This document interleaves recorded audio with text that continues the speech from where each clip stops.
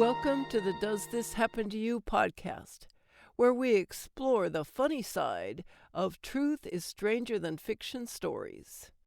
Our story this week is from Holly Harris, who you'll find on medium.com. And here is, I could have blackmailed my boss. It's a good thing I wasn't a woman scorned. Working retail is a nightmare. At least, that's what it felt like when I took my first job at a discount department store. As a sales associate in the ladies' department, the job was tortuous on a good day. It wouldn't have been so bad if it weren't for the customers. They'd trash the department throughout the day, leaving a huge mess for us to clean up once the store closed. We'd spend hours returning clothes left in the dressing rooms to the sales floor, straightening hangers, refolding clothes, and pulling items out of random places where people stashed them. Our department was always the last one to finish straightening up. Sometimes people from other departments would help, and other times they hightailed it out of there without a second thought. I couldn't blame them. I dreaded having to close on weekends when I stayed the latest after closing, and often wished someone would save me from this horrible fate. And one day, as if the retail gods had heard me, my wish was granted. The company held a store-wide employee meeting where we learned our department store was restructuring, and the current general store manager was being replaced by a newer, younger, shinier version. In came Mr. Wright, an attractive man in his mid-20s. Mr. Wright immediately caught my eye, but I figured he was already taken. Besides, it was company policy that management couldn't date employees. Not to mention, I was pursuing a flirtation with Jake from the toy department.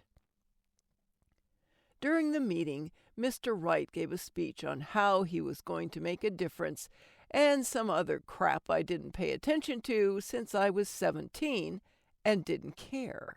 He explained he'd meet with us individually over the next week to get to know each of us.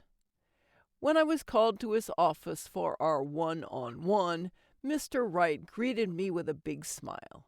At first, I thought I imagined a look in his eye that went beyond professionalism.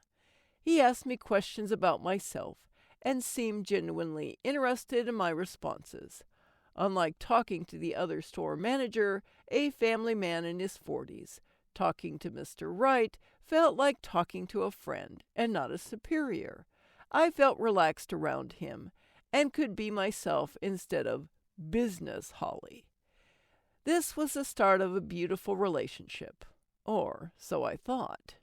As time went on, Mr. Wright paid me a lot of attention. I'd notice him watching me as I worked on the sales floor. He'd stop to talk with me when he walked by my department, and sometimes he'd call me into his office about a work-related matter that would change into something more personal. His attention on me didn't go unnoticed. Jake teased me about how Mr. Wright had a crush on me. I pretended he was full of crap, but I wasn't stupid. I could see that Mr. Wright was digging me. Just how much I soon discovered the day I was stuck at work without a car, thanks to having to share a vehicle with my older brother. I was in Mr. Wright's office, where I often chatted to avoid the hell that was going on in the ladies' department. He never minded, and no one questioned why I was talking to him instead of actually working. I mentioned I would have to eat out of the vending machine since I'd forgotten my lunch in the rush to be dropped off for work and didn't have my car to grab something. Mr. Wright tossed me his keys and said to borrow his. Pleased, I took the keys, eager to drive his car, which I thought was really nice. Or at least that's what it seemed like compared to my 10-year-old boxy vehicle I shared custody of. I drove his new car to get some lunch, feeling on top of the world. After that, things moved fast. We flirted shamelessly with each other when no one was watching, and he asked me out to dinner. I told my friends, who were astonished I was going on a date with the boss. "Maybe Mr. Wright is your Mr. Wright," one of them joked. Dinner was nice. Somehow we always managed to have good conversations. Or maybe I just thought that at the time. I mean, I was 17, and my life revolved around school, working at the department store, and going out to football games and parties with my friends. I kept up with some current events, but I'm not sure how a 20-something man climbing the corporate ladder found anything interesting about high school gossip, work drama, and half-baked insights on what was happening in the news.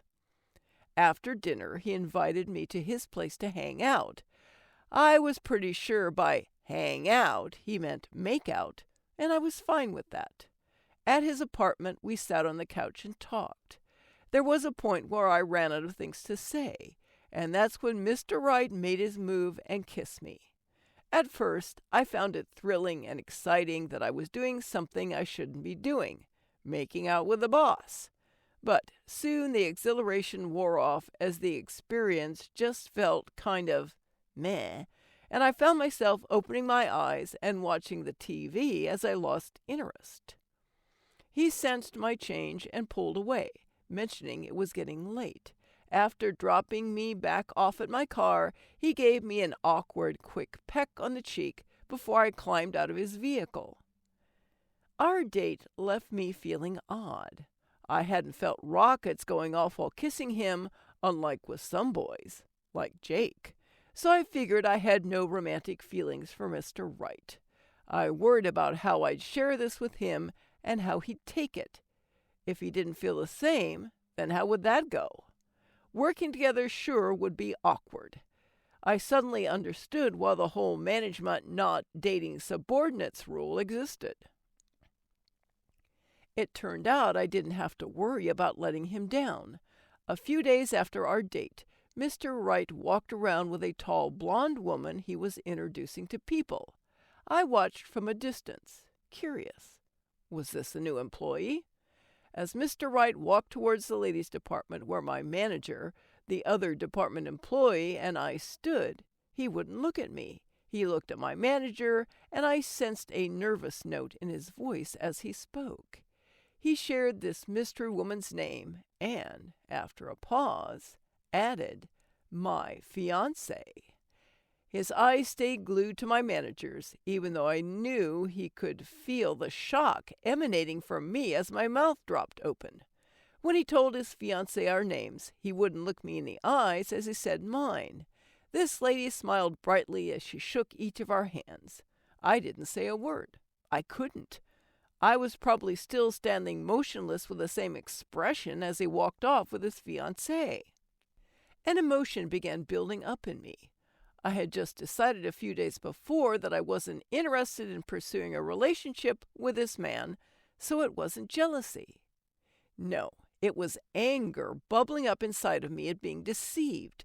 Not once had he ever mentioned a girlfriend, let alone a fiancée, and clearly he hadn't gone out and met this woman the day after our date and proposed. Jake came up to me later, smirking, and asked if I'd met Mr. Wright's fiancée. "I heard they'd been together for a few years," he added. He'd gotten the scoop as usual and told me Mr. Wright's fiancée had stayed behind to sell their house and wrap up loose ends after he moved here after taking the job, all of which Mr. Wright had failed to mention in any of our conversations. Later that day, Mr. Wright called me to his office. I kept my composure, determined not to look affected in any way. I sat down without saying a word. He started apologizing and explaining. I can't recall precisely what he said. While he was making pathetic excuses, I was plotting revenge. When he finished blathering, I just smiled and said it was no big deal. I may have even congratulated him on his engagement. What Mr. Wright didn't know was that I had an excellent relationship with his boss, the regional manager, Mr. Stevens. Mr. Wright discovered this when Mr. Stevens was talking to me during one of his store visits and waved Mr. Wright over. With a smile on his face, Mr. Stevens asks me, "Is this guy treating you right?" Mr. Wright visibly paled. I smiled sweetly and said he was. Mr. Stevens joked if he wasn't, I should let him know. He and I laughed, and I looked at Mr. Wright in the eyes and smiled deviously at him. He forced a laugh of his own. It must not have been easy for Mr. Wright after that, knowing I not only had the power to ruin his relationship with his fiancée by telling her about our date, but I could also ruin his career by telling Mr. Stevens about our date, which was against company policy. And seeing as Mr. Stevens was a family man, I didn't think he would have liked that Mr. Wright was also a cheater. For a few glorious weeks, the retail hell became more like a retail heaven, as I could ask for shift changes, get any day off approved, and sometimes leave early instead of helping with department cleanup if I needed to meet up with my friends. It was wonderful. Until there was a store meeting where Mr. Wright announced he was transferring to another store out of state. Even though he shared some reason, I knew the real one. Being under the thumb of a 17-year-old became too much, and he wanted to move his fiancée and himself as far away as possible. He probably lived in constant fear that I could blow up his world at any minute, if I chose to. I wasn't sad to see him go. There was no big party, no big send-off. He just quietly left, and our previous store manager resumed the position Mr. Wright had taken from him. The truth is, I never had any intention of telling on him. Of course, he didn't know that, even though I'd never threatened to say anything at any point. The guilt he felt and the worry that I could open my mouth must have always been in the back of his mind whenever I asked if I could leave early. I never saw his fiancée again after the day she came to the store. So even if I wanted to tell her, I had no way to contact her. I figured maybe he learned his lesson and wouldn't cheat on her again. And I never planned on telling Mr. Stevens. I'd willingly gone on a date with a manager, even though I knew it was against company policy. It's not like I was completely innocent. At 17, I had wielded the power to ruin a man's engagement and career, but hadn't. Maybe it's because I hadn't fallen for him, so I wasn't emotionally invested in seeing him crushed. Or maybe it's simply because I understood that blackmailing was wrong. Or it could have just been because I was a teenager and blackmail wasn't a high priority.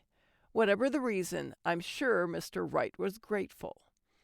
And I was grateful that, even though my friend was wrong about him being my Mr. Right, he'd certainly turned out to be the right guy in one way. He'd turned my retail job from a nightmare to a dream, even if it was just for a few blissful months. And that was good enough for my teenage self. Thanks for listening.